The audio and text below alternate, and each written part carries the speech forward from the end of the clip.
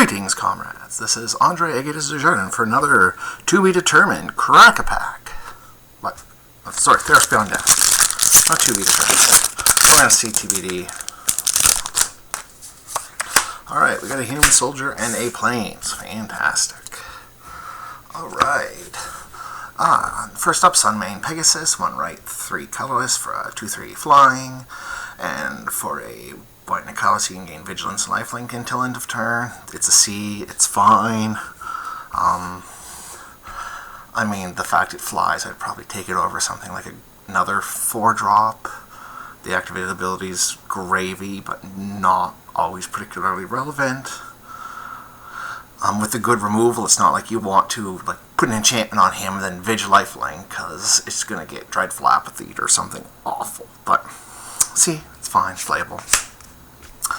Sleep of the Dead, 1 blue sorcery, tap target creature, it doesn't untap during its controller's next untap step, and you can escape for a blue 2 colors and exile 3 other cards from your graveyard. This is a D-. This is not an effect generally worth a card, and, you know, it's a sorcery, so you don't even get the creature down for 2 turns like you would with Crippling Chill or Frost Breath or something. And the escape, I know in theory you can make it, but there's just almost any other escape card as this. This is a garbage card. Nice art, fluffy all asleep, but garbage card. So, Aspect of Manticore is 2 colors and a red for an enchantment or a flash. And when it enters the battlefield, enchanted creature gains first strike and it gets +2/+0. This is C-. It's fine. It'll make your deck sometimes. It has the creature survive the first combat generally and then sticks around, but it's not like it has it survive a second combat. So this is really I treat this as an instant combat trick, and it's a mediocre one, so C-. Omen of the Hunt, 1 green, 2 colorless, enchantment flash. When it enters the battlefield, you may search the library for a basic land card and put it on the battlefield tapped, and then it has the sack 3 mana sack its Scry 2 ability. Not looking to play this card, so C- first pick. If you're a green X deck, it bumps up a little because you can often pick up a Banishing Light or another bomb, and then, between Omen of the Hunt, the 1/1 that taps, and the Altar of the Pantheon and the Traveler's Amulet, you can find a way to splash. I think the Altar of the Pantheon, no, I don't even know. This is probably at the same level of the Altar of the Pantheon for splashing. I think it's Omen of the Hunt, Altar of the Pantheon is good. The 1/1 is for 2 that taps for a mana of any color, or creature power 4 greater taps for 2 is fine. Mogi's Favor makes it a little worse in this format. And then Traveler's Amulet is the worst for splashing, but still acceptable if you need to splash, but I'm not looking to play this card. Discordant Piper is 1 black, 1 colorless for a 2/1, and when he dies, you create an 0/1 white zombie or goat token. He's the death of the party. Awesome flavor text. C-, pretty replaceable 2-drop. The red-black sacrifice deck is supposed to be a thing, but it just generally doesn't come together. I honestly found he's just better for double chump blocking later in the game, but he'll make your deck. Unknown Shores. Sorry, there's a 5th way to splash, and it is so bad I didn't think about it, and that is this card. Taps for mana, or taps for colors, and then you can filter it for 1 mana of any color. You're just generally better playing off the basic land of the splash color you are than this card. This is a D-. Don't put it in your deck. It's a trap 98% of the time. So just don't play it. Alright, Memory Drain is 2 blue, 2 colors, counter target spell Scry 2, 4 mana counters. So counters in draft vary on how good they are. 4 mana counters is almost never where you want to be. You'd much rather have a Defy the Divine at 3 mana, especially where this format has, Deny the Divine, Thirst for Knowledge, and Vexing Gull at 3 mana, and all at common. So you can keep these up, and your opponent doesn't quite know which one you're doing. And even if you have, if you have the Deny to Divine and something else, you can, counter the good spell if they need it, or if not, flash in a Vexing Doll. Anyway, Memory Drain, D+. Not looking to play 4-mana, 4-mana counter spells generally, or in this format specifically. Alright, Flummox Cyclops. It's 1 red, 3 colors, 4/4 reach. And when 2 or more creatures your opponent control attack, if some skybox can't block this combat. Probably C+. This is the happiest card I'm seeing so far. 4/4 for 4 with reach is serviceable. Generally, it's just a 4/4 for 4. It does not block very well, but you absolutely do get people sometimes when they're like, I'm just going to attack with my flyer, and then your Cyclops just reaches up the guy out of the sky and bashes them. C+, probably taking it over Sunmane Pegasus, but I still would not be happy first picking this card. Altar of the Pantheon, 3 colorless mana. Your devotion to each color and each combination of colors is increased by 1. Doesn't come up that often. Add 1 mana of any color. If you control a god, demigod, or legendary enchantment, you gain a life.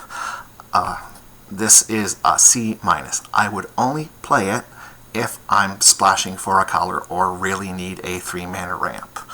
I don't take any care about the devotion is increased text, and the if you control god, demigod, or legendary enchantment, you gain a life is gravy. That's all it is. You should not pay attention to that text when it comes to picking it. This is a C-. I'm taking Flummox Cyclops way before this. I'm only looking to take it if I splash. Alright, we are on uncommons. Devourer of Memory. And whenever 1 or more cards are put into your graveyard from your library, it gets +1/+1 until end of turn and can't be blocked this turn. And for 3 mana, you can put the top card of your library into your graveyard.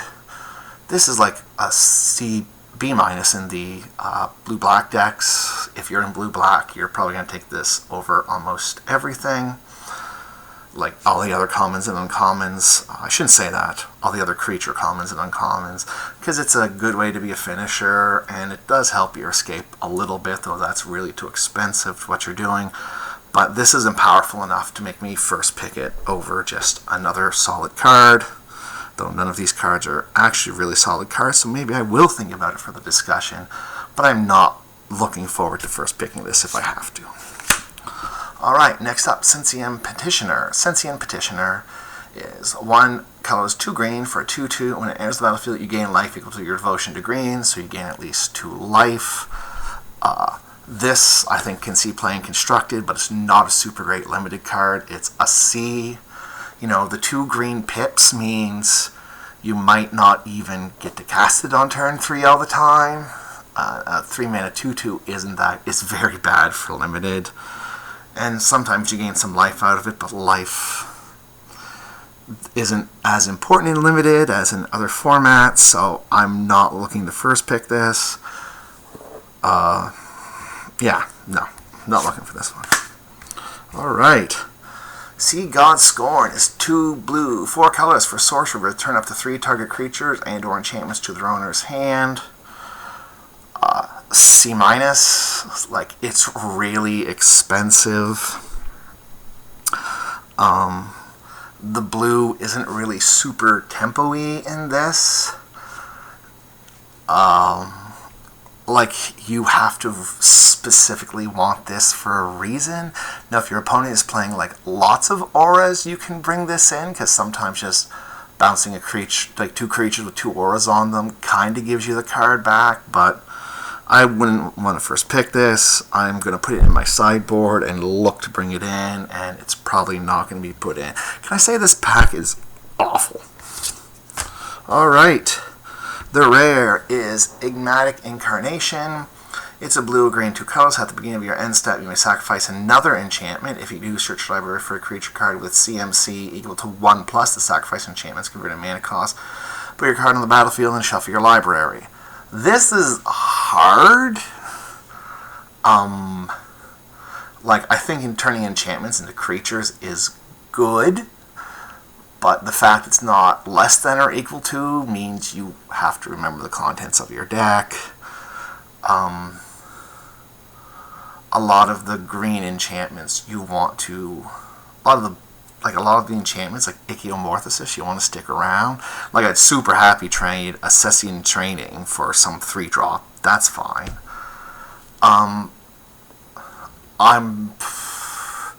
It's weird because I think you have to first pick it and build around it, but I don't know how good that is. Like I don't know how good turning omens into creatures is. I guess turning omen to the hunt into like a 4/4 is pretty good.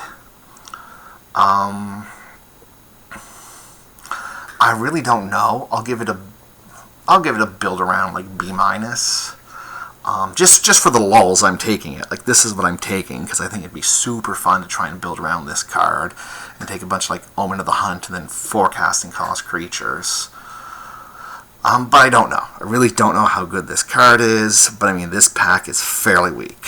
And I have a foil of a Helix Tower Scout. 3/3 for 3. When it enters the battlefield, untap target creature. It's Center Courser for all intents and purposes, which is fine, but it's not burning up the limited world. It's a C. So this is what I have. I'm going to take the Enigmatic Incarnation. I think it is the most powerful thing in the pack, and plus, as pack 1, pick 1, you're getting it so you can build around it. I think, you know, and